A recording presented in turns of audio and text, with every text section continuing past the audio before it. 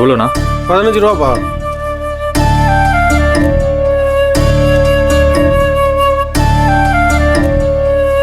டேய் 2 apple juice போடுறா, சீக்கிரம் எடுத்துட்டு வா. அண்ணா ஒரே நிமிஷம், வண்டியில் இருக்கும், எடுத்துட்டு வந்துடுறேன், ஒரு நிமிஷம். போப்பா.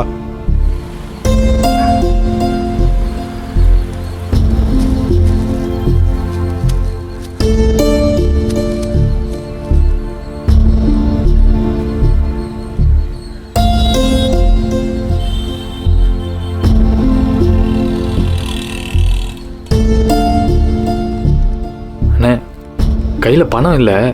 நெட்ல போடுப்பா, அங்கே போர்டு வச்சிருக்க பாரு. அண்ணா என்கிட்ட அதெல்லாம் இல்லைண்ணே, கையில் பணமும் இல்லை. அண்ணா ஒரு 10 நிமிஷம் இருங்க, வீடு பக்கத்தில் தான் இருக்கு. நீ வீட்டுக்கு போயிட்டு வர வரைக்கும் நான் காத்திருக்கணுமா?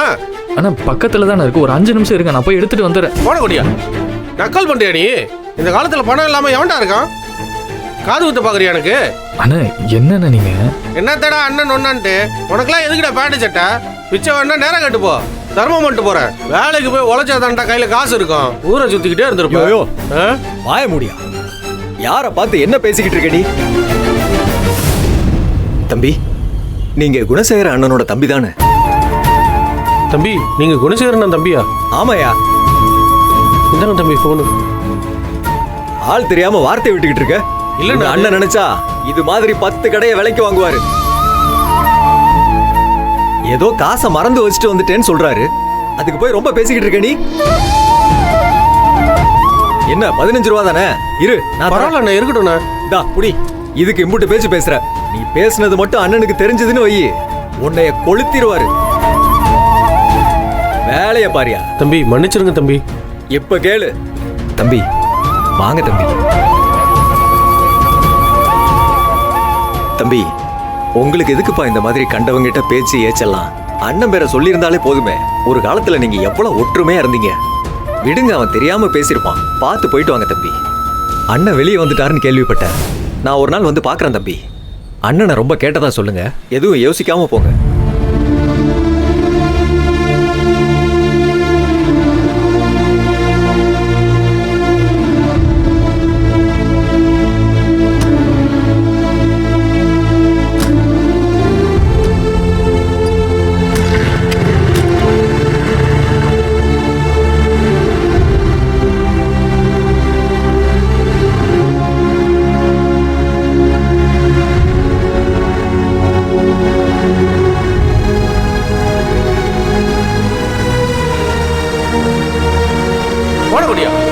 நக்கல் பண்ணியா நீ?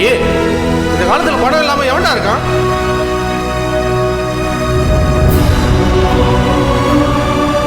பிச்சை வேணா நேரம் கட்டு போ, தர்மம் பண்ணிட்டு போறேன். வேலைக்கு போய் உழைச்சாதான்டா கையில காசு இருக்கும்.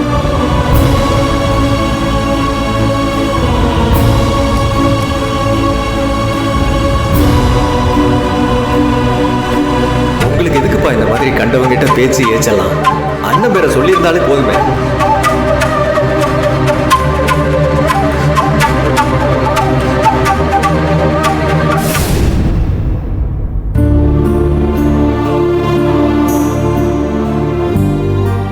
இங்க பாரு, இவ்ளோ தூரம் போராடி வந்தாச்சு. இதுக்கு மேல விலைக்கு போகலான்னு மட்டும் யோசிக்காத. நீ விலைக்கு போனாலும் அவங்க நிச்சயமா விட மாட்டாங்க, துரத்திக்கிட்டே தான் இருப்பாங்க. நின்னு திரும்பி அடிக்கணும். அவங்கள விட வேகமாவும் ரொம்ப கிளியராவும் பிளான் பண்ணி அடிக்கணும். என்னக்க செய்ய முடியும்? நம்ம கிட்ட என்ன இருக்கு? இன்னைக்கு எல்லாரும் முன்னாடியும் வச்சு போலீஸ் எங்களை கேவலமா பேசும்போது நம்மளால என்ன செய்ய முடிஞ்சது? அப்படியே செத்து போயிடலாம் போல இருந்துச்சு. இதுதான் அவங்களோட பலம். ஒரு சாதாரண குடும்பத்துல இருந்து வந்தவங்களை கேவலப்படுத்துற மாதிரி பொய்யான ஒரு வார்த்தையை சொன்னா அவங்க மொத்தமா உடைஞ்சு போய் அதோட விலகி ஓடிடுவாங்கன்னு நினைக்கிறாங்க பாத்தியா? அததான் நம்ம மாத்தணும். இன்னைக்கு அவங்க பேசின வார்த்தையெல்லாம் அவங்களோட பிரதிபலிப்பு. அதெல்லாம் கேவலமானவங்களோட வெளிப்பாடு. அது உங்களோட கேரக்டர் இல்ல. இத்தனை நாள் அறிவுக்கரசி, குணசேகரன், தர்ஷன் அவங்களாம் தான் நம்மள எதிரியா பார்த்தாங்க. ஆனா இப்ப போலீஸும் அவங்க பக்கம் இருக்குன்னு நமக்கு புரிஞ்சிருச்சு. இப்ப நம்ம ஜட்ஜு கிட்ட ரெக்வெஸ்ட் பண்ணி ஜாமீன் வாங்கிட்டு வந்ததெல்லாம் அவங்க கோவத்தை இன்னும் கிளறிதான் விடும். நிச்சயம் இன்னும் வேகத்தோட அடிக்க தான் வருவாங்க. ஆனா அதே வேகத்தோட நாம அவங்கள திருப்பி அடிக்கணும். பட் ஃபார் நவ் நீங்க கொஞ்ச நாளைக்கு இதுல இருந்து ஒதுங்கி இருக்கணும். மாத்தி மாத்தி பேசுறேன்னு குழம்பாத. நான் ரொம்ப தெளிவா தான் சொல்றேன். கொஞ்ச நாளைக்கு நீயும் உங்க அப்பாவும் இந்த பிரச்சனை எதுலயுமே தலையிடாம ஒதுங்கிருங்க. இப்ப போய் நீங்க உங்க வீட்டுல தங்குறது சேஃப் இல்ல. இப்போ உங்களுக்கு நான் ஒரு சேஃபான இடம் சொல்றேன். அங்க போயிடுங்க. நீங்க அங்க இருக்கிறது யாருக்குமே தெரிய வேண்டாம். அங்க இருந்து யாருக்குமே காண்டாக்ட் பண்ணி பேச வேண்டாம். 2 days, just 2 days மட்டும் பொறுத்துக்கோங்க. அதுக்கப்புறம் நம்ம ஸ்ட்ராங்கான மூவா முன்னெடுத்து வைக்கணும். 2 நாளைக்கு அப்புறம் போலீஸ் ஸ்டேஷன் போய் கையெழுத்து போட நான் கூட்டிட்டு போறேன். எனக்கு ஒன்றும் புரியலக்கா. அங்க பாருங்க எப்படி உட்கார்ந்துருக்காருன்னு பாருங்க. மொத்தமா உடைஞ்சு போயிட்டாரு.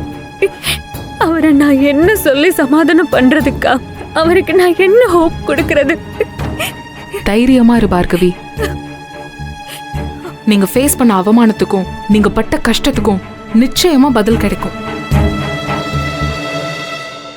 நான் உங்களுக்கான நியாயத்தை வாங்கி தருவேன். Trust me. இப்போதைக்கு அதை மட்டும் பண்ணுங்க ப்ளீஸ்.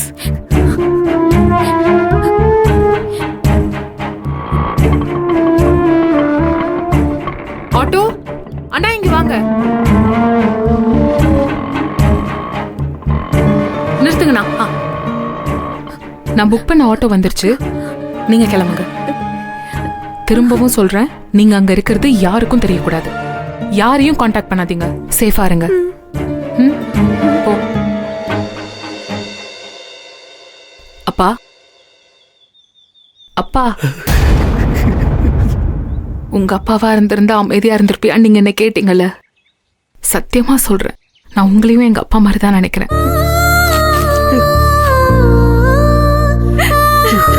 அழாதீங்க.